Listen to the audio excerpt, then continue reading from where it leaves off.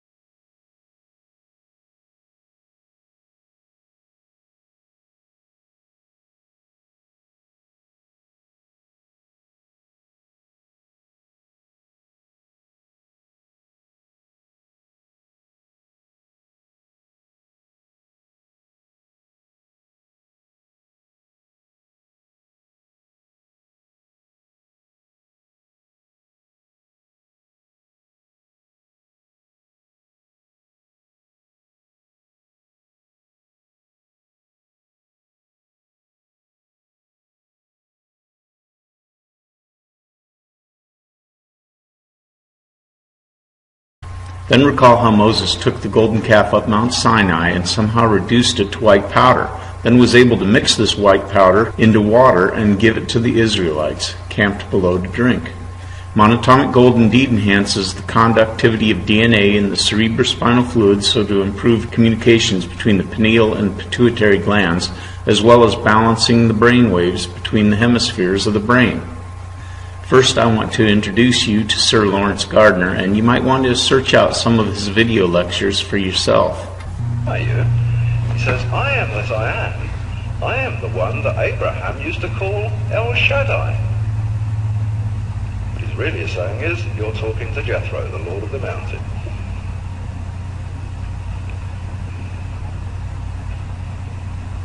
El Shaddai is recorded in Mesopotamian texts, Lord of the Mountain, as being the ultimate leader of the Vulcans. The Vulcans were the master craftsmen, and the Vulcans made the shanana at the furnaces. So there's a big link here between this guy. You know, Jethro is so important to this, as the Lord of the Mountain, as the man in charge of this temple. But he has to be left out, because if we realize that the person giving out these laws and ordinances on the mountain was simply Jethro, the Lord of the Mountain, the whole of Moses and Jehovah story disappears. Doesn't exist in the way that we're told it at all. There is no mention in the whole of the book of Jasher in that sequence of Jehovah. Only mentioned is Jethro. The correct interpretation of the Bible reveals that the extraordinary parable imagery about a Garden of Eden, an apple offered by a talking serpent, and the massive flood with destruction of a Tower of Babylon are all actual events. The Elohim peppered throughout the Hebrew text speak of the Anunnaki ruling class, and among these were genetically bred giant geniuses, the Nephilim. 6-carboxytetrahydropterin is a skeleton-building growth hormone found in the pituitary gland and was used to grow an infant's skeleton, and with a special head brace would enlarge the brain capacity. Additionally, viable human fetal stem cells in menstruum applied directly through the olfactory fibers into the frontal lobes provides for telomere regenesis, a rebuilding of healthy young cells throughout the entire body, the fountain of youth. The idea is taboo and revolting according to the Bible, which is intended that way by one Anunnaki giant and Nephilim, Enlil, Yahweh. The Bible story is remarkably accurate once the parables are decrypted correctly. By enhancing superconductive communications in the cerebrospinal fluid and, speaking for myself, being confluence between two dynastic bloodlines out of ancient Sumer, I am able to read the DNA memories and interpret them into conscious thought. Here, this is me sharing the evidence my memories are correct to the historical record. Herein lies an explanation why the Egyptian slaves building pyramids and cities would never revolt, and how they cut such wonderfully perfect stones and would transport them into place with such precision, all without leaving behind one single threaded metal nut and bolt. The highward spin exotic matter is capable of interdimensional charge compression that can create and annihilate gravity, and also it can cut and drill through solid rock. This technology is mentally driven, or like the Bible says, it depends on faith. One might recall that Solomon's workforce, building the temple in Jerusalem, cut the stones without making any hammer or chisel noise at all.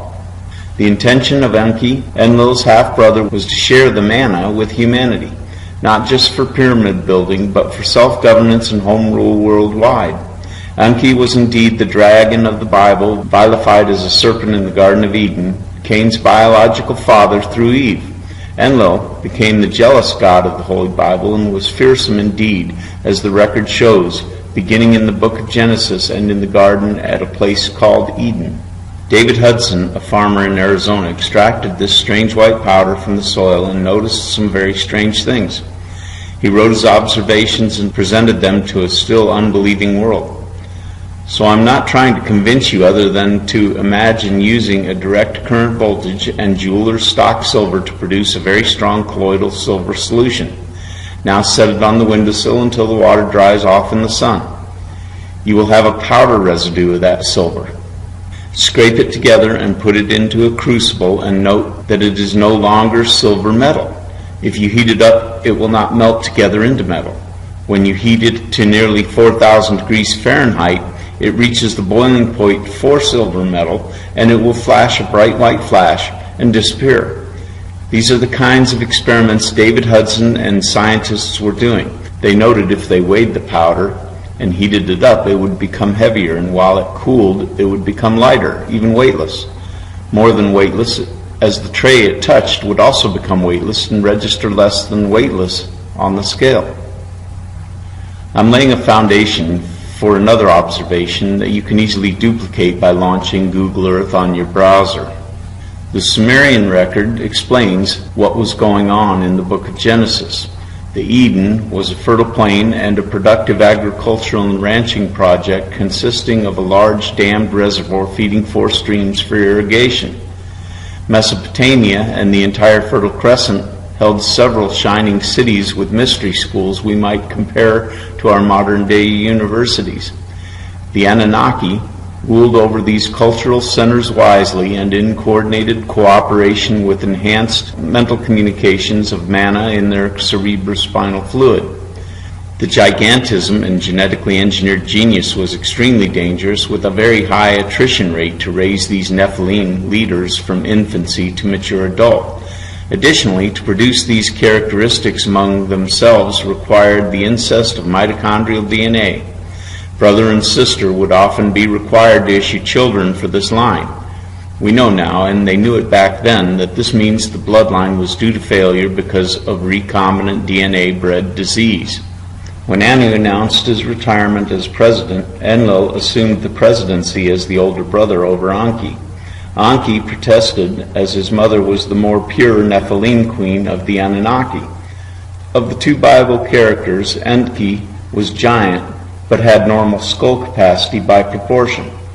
His head was shaped like a normal man according to his body size. Marduk, another Anunnaki ruler, settled the dispute by popular vote of the people and became the president. Enlil was outraged in being a genius-bred psychopath brought about destruction of a beautiful civilization. The book of Genesis describes it well when you lose the Sunday school interpretation.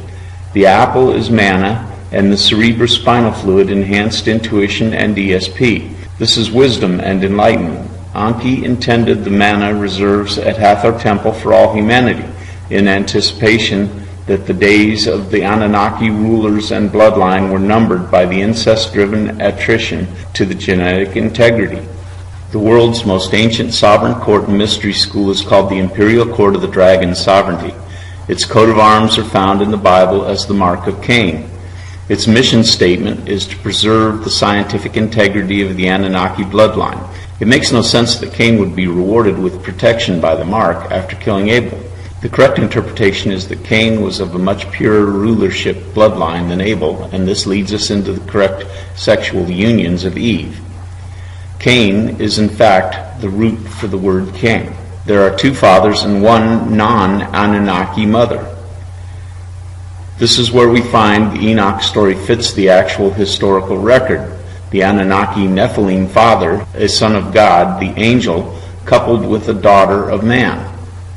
Cain is Anunnaki, and Abel was of a lesser bloodline, blood of the soil, by comparison to Cain's royal blood.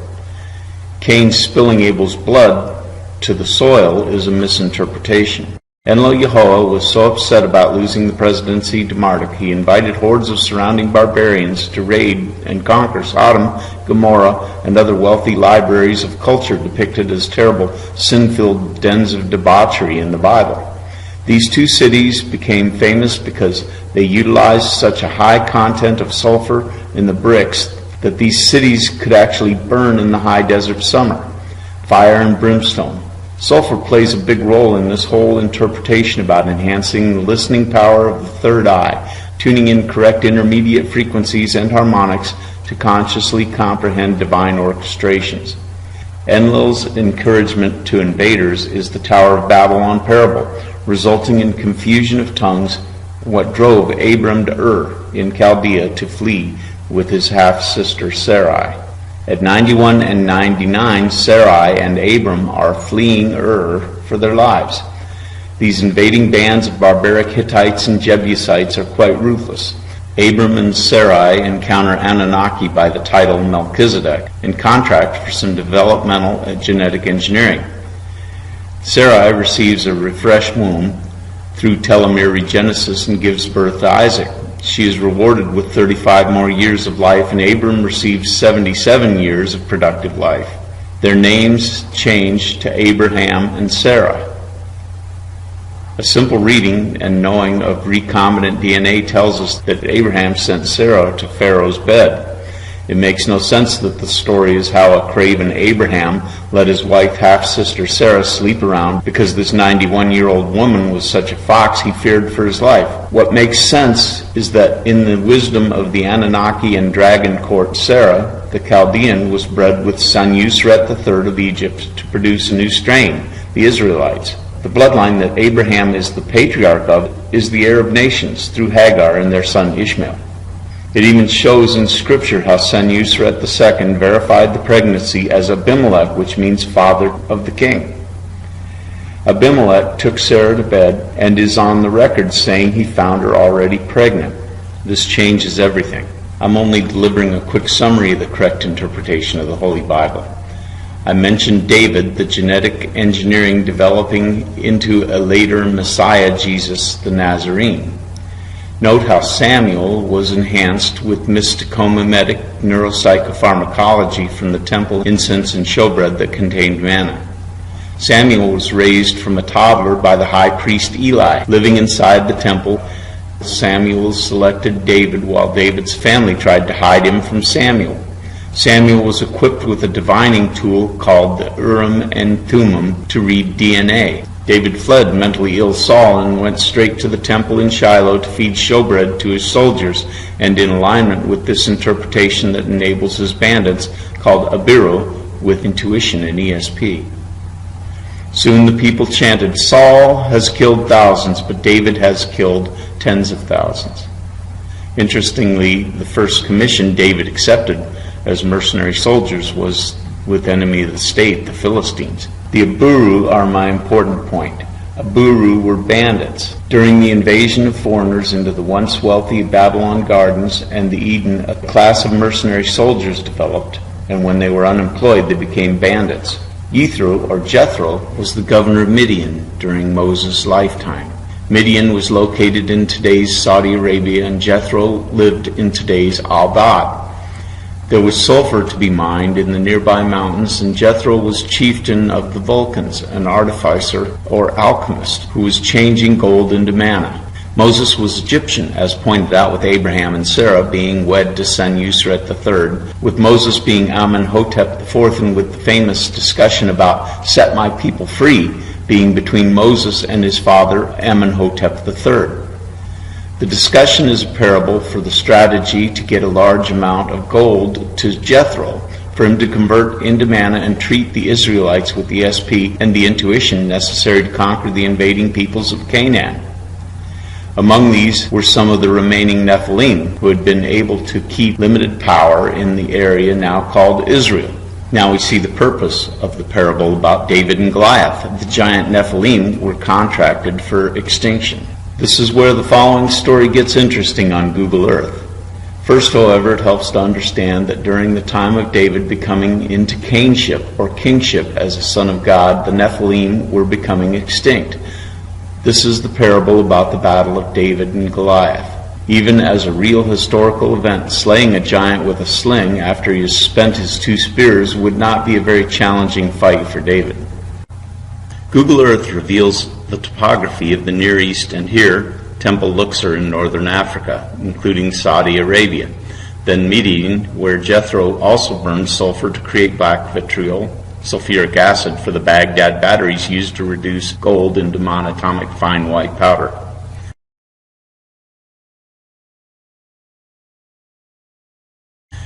From the Nile, we go to Hathor Temple on the Sinai Peninsula. So we know the first stop of the Bible's Exodus was never Sinai, because that has always been part of Egypt. And if the Israelites escaped to the Sinai Peninsula, they would not have escaped Pharaoh. The Hathor Temple on the northern mountains of the Sinai Peninsula was used for thousands of years to create mutzkuts, Shemana or manna in the Bible terms. When Flinders Petrie was commissioned to explore the Cerebit archaeological site in 1904, he discovered tons of fine white powder and assumed it was wood ash. Never mind the idiocy of that presumption among rock, desert, and mountains with no wood to burn. Petrie uncovered the remaining manna and let it be destroyed to the wind and occasional rain. Here called Allah's, the mountain of the law, or Horeb, known as Sinai in Arabia in the Bible. The findings of fact presented here reveal that there are at least 3 gods conversing directly with Bible characters: Enlil, his half-brother Anki, and Yithro or Jethro, the governor of Midian, here called Al-Laz, the mountain of the law, or Horeb, known as Sinai in Arabia in the Bible. This is the first manna production facility, worked for a millennium, and doubles as a library of the many dynasties of the entire Fertile Crescent. Hathor, the original mother goddess, is depicted throughout the recorded rulers, and so this Cerebit temple is correctly called Hathor Temple. You are encouraged to explore this tour on your own Google Earth app, because I am focusing on the size of the sulfur burn to the northwest of the temple, showing clearly the prevailing winds here from the southeast. There is a smaller burn to the south for when the winds shifted. The modern solution would be the smokestack, of course. By the nearly complete lack of and poor quality of turquoise in Egyptian jewelry, these findings describe the mining in the area was for sulfur, not turquoise. Leaving the Sinai Peninsula, we follow the Exodus to Saudi Arabia, where the Israelites camped, being prepared for the invasion of Canaan. The mountain is called Al-Laz, the mountain of law, and Moses indeed received the tables of destiny from Lord Yithro, the governor of Midian, who would not give Moses his name other than I am that I am. I prefer the less confusing Bible title, Mount Horeb. The mountaintop is too rugged for any manna production, so the facility on the high plain to the north of Mount Horeb, where what looks like a government intelligence communications operation is staged these days. There's a large sulfur burn at the edge of the working area. When the Israelites were summoned out of Egypt with the gold Joseph extorted by insider information, years of about 7 feast and 7 years of famine, Jethro staged a theatrical burn site we read about in the Bible's book of Exodus. This sulfur burn is on the steep ridge directly between the summit of Horeb and the valley below, where the Israelites camped and built altars. Biblical archaeologist Robert Cornuke climbed to this burn and photographed what would otherwise be a geological anomaly, heat-scorched granite. Going to the northern end of the valley below the Israelite encampment, we find another burn a ways up the steep hillside to avoid breathing deadly sulfur fumes. Remember that the purpose of burning all this sulfur is to produce black vitriol, sulfuric acid for creating 2-volt batteries composed of copper and lead. The electricity reduces gold to its pure monatomic form, nanoparticulate single atoms of gold without gluons, holding it in powder form. A futuristic physics lesson tells us that these transition metals from the asteroid belt are boiled meteorites that can be encased single-atom highward spin exotic matter, starfire, encased inside buckyball fullerenes. This carbon-60 was discovered as a third allotrope of carbon in 1985. Research its medical applications on your own, please. We are carbon-based life forms, and one buckyball fits perfectly inside the inner groove of one twist of the DNA's double helix. The Bahati study on carbon-60 shows how even a short dosage doubles the lifespan of lab rats. Telomere regenesis. Enough about me and my recent invention, the doped carbon-60 nanoparticle pump. In the bottom of the valley, we find an archaeological site titled Altar of Moses. Google Earth is a tremendous research tool, and we can get some perspective about the theatrical burn and line it up with our Bible studies. See how the summit of Horeb lines up with the theatrical burn on the steep ridge, and then the valley below where the Israelites camped. This describes exactly what we read about in the Bible's book of Exodus, a smoking mountain. There are some amazing remains that fit well with the Bible's story when you enable Street View and click on the blue dots. I'm focusing on the sulfur burns here. There's a convincing remain where the Israelites celebrated the famous golden calf idolatry that accumulated the gold for seizure in a classical religious guilt trip. Here's another Cornuke photo where some claim there are remains of 12 large altars. It is seriously off limits.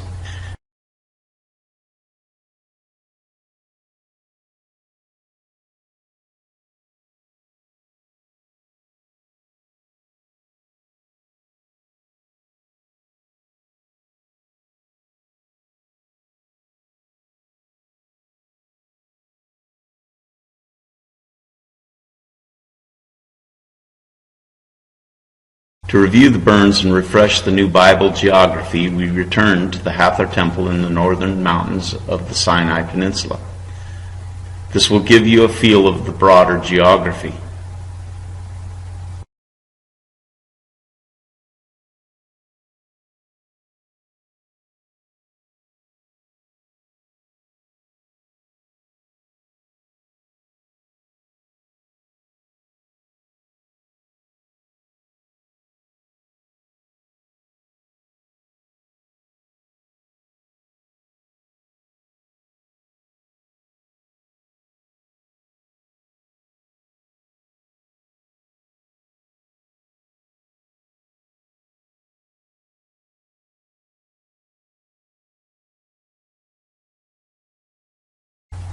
Here I am showing the valley where the Israelites camped below Horeb in Arabia.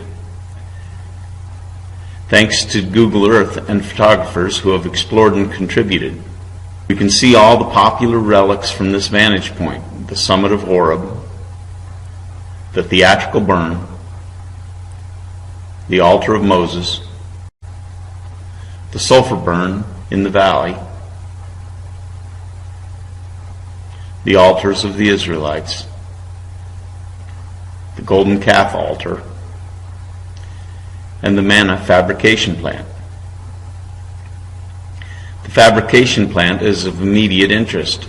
It has a bend in it like the Hathor Temple, and by Petrie's description of this, may mark a distinction between the electrolysis redaction of the gold and finishing and storage of the manna.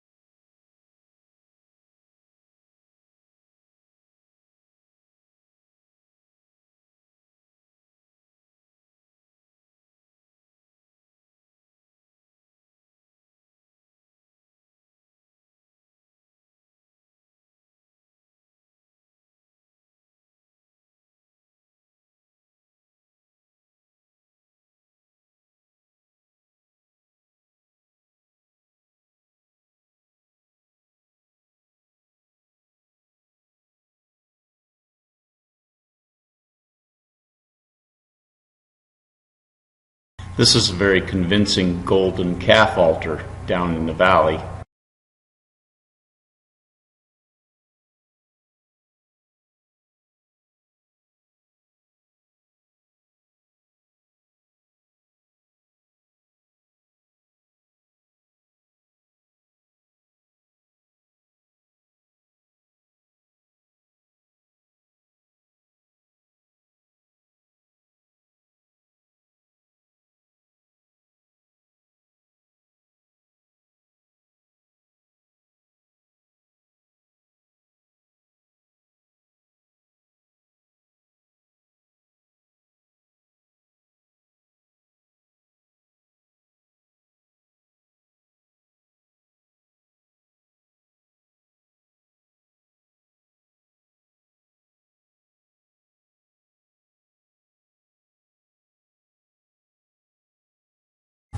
One prominent landmark would be a water source for the Israelites, and by the sheer numbers for such a large army, the encampment also extended up to the north. The following is some fairly convincing evidence that the manna, within the context of knowledge and wisdom of a nearly forgotten technology, can cut, drill, and transport solid rock. Exotic matter, by nature, already exhibits the ability to completely disassemble platinum group metals, to degrade our hardest and heaviest metals into nanoparticulate dust.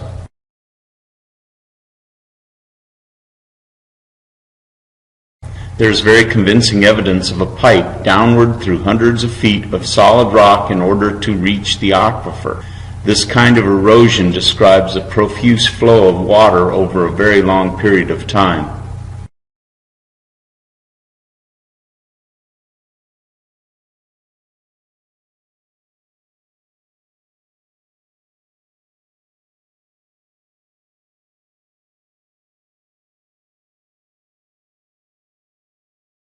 Nearby, in Al-Bad, where Jethro, the high Vulcan and governor of Midian, lived, we find an archaeological find called Well of Moses.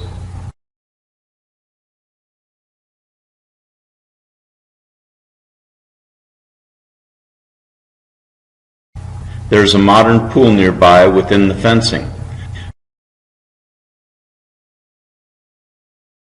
I bring your attention to the drilling technology used, drilling down through solid rock.